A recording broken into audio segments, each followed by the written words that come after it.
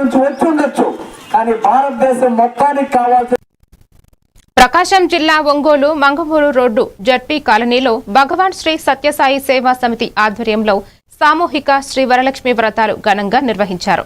మహిళలు అధిక సంఖ్యలో పాల్గొని అమ్మవారిని భక్తి శ్రద్ధలతో పూజించారు. ఈ సందర్భంగా కన్వీనర్ శ్రీనివాసరావు మాట్లాడుతూ శ్రావణ మాసం విశిష్టతను వివరించారు.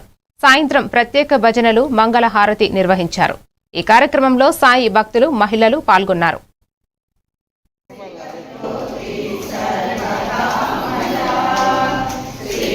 ఓం శ్రీ సాయిరామ్.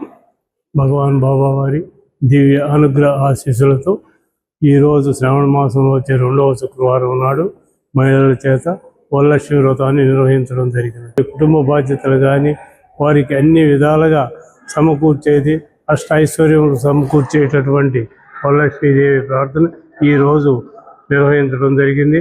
భగవాన్ శ్రీ సత్యసాయి బాబా వారి దివ్య పాద పద్మములకు నమస్కరిస్తూ ఈరోజు శ్రావణ శుక్రవారం 2వ వారం వరలక్ష్మి వ్రతం నోసుకున్న భక్తులందరికీ సాయిరాం.